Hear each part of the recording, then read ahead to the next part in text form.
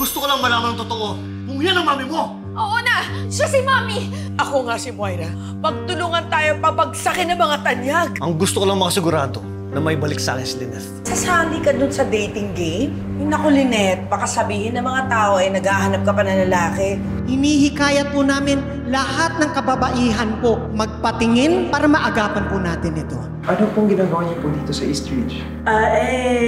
May dadalawin lang akong kaibigan ko na nakakumpine dito. Sisimulan na natin ang Dating game! Introducing Searchy number 1. Si Morgana. At ngayon naman po, ating Searchy number 2.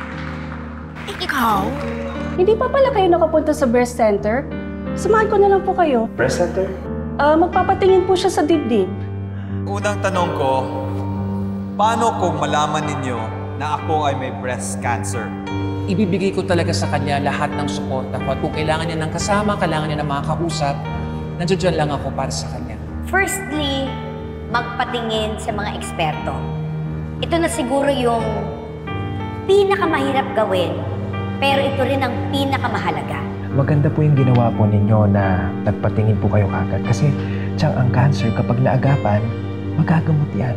Dito nila ma-appreciate ang higit na kahalagahan ng mga babae. Dahil masasabi na rin nila na minsan naranasan nila kung ano ang pwedeng pagdaanan ng babae. Ang galing naman ang sagot mo, Searchy number 1.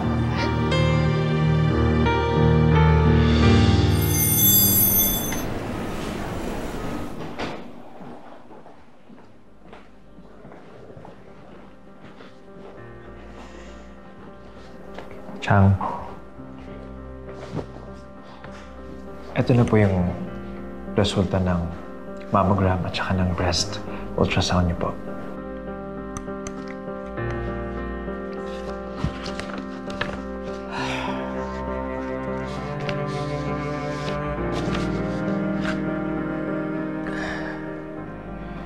Chang, kailangan niyo pa rin po magpa-biopsy, ha? Ano yun? Ang ibig sabihin po nun, Chang, meron po tayong kukunin na sample tissue po sa bukol po ninyo para malaman po natin kung cancerous or non-cancerous. Pwede po kasing malignant, pwede rin naman pong benign. Chang, Susan, ang ibig sabihin po ng malignant, cancerous po siya. At ang benign naman po, non-cancerous. Paano kukuha ng tissue? Sa breast ko? Yes po. Kailangan po kayong operahan. Doc, pwede bang makiusap? Sana, huwag lumabas ito. Kahit kanino. Ayoko talagang malaman ni Annalyn. Lalo na kung may breast cancer ako. Makakaasa po kayo, Chang. Pero kailangan po natin gawin kagad yung procedure. Kailangan natin magpa-schedule ng biopsy. Agad-agad.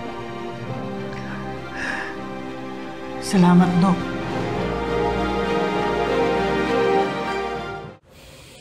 So, ang susunod naman na question ni Doc RG ay medyo may pagka-romantic. Oh, gusto ko malaman yan. Sige, Doc. Okay. Kung ako ay matagal nang nawala at hindi tayo nagkikita at nagkasama, ano ang unang gagawin mo kapag magkita tayo? Searchy number 1. Pakakainin kita ng paborito mong ulam. Pakakainin kita ng pechay.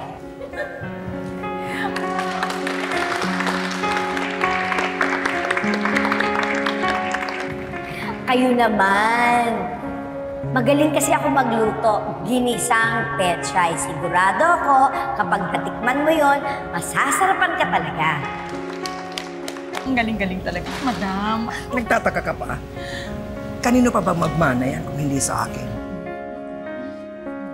Ano kaya ang sagot ni Searchy number 2? Ako naman, siguro ang ibibigay ko sa'yo, masahe. Kasi alam ko na pagod ka, kaya mamasahin kita.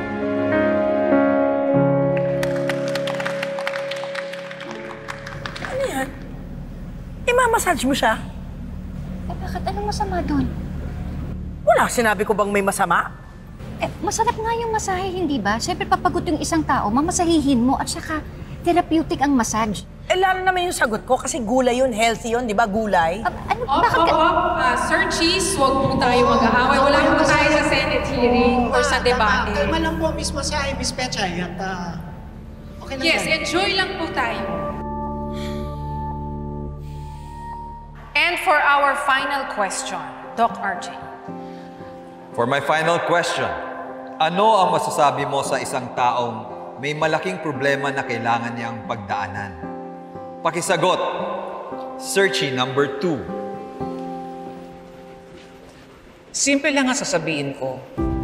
Ang sasabihin ko lang dun sa taong yon na huwag siyang mawawalan ng pag-asa at huwag siyang mag-give up.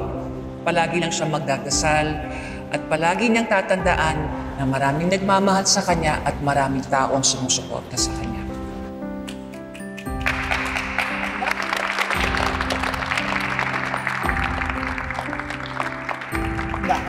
Thank you for that answer, Searchy number 2. Ikaw naman, Searchy number 1.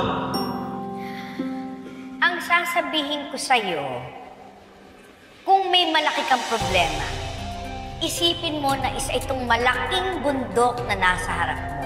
Huwag kang matakot. Dahil darating din ang panahon na maiiwan mo rin at lalayo rin yung bundok sa'yo. Pero, maiiwan sa'yo ang lahat ng aral na natutunan mo sa pagdaan sa bundok na ito. Nariyan ang mga bundok sa harap natin para hasain tayo and to make us a better version of ourselves.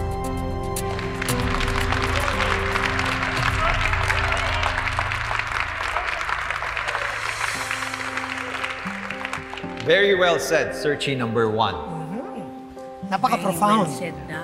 At ngayon, kailangan ng pumili ni Mr. Searcher kung sino ang napupusuan niya sa ating mga searches.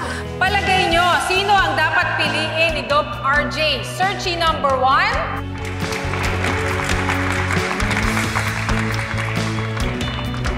O searchy number 2?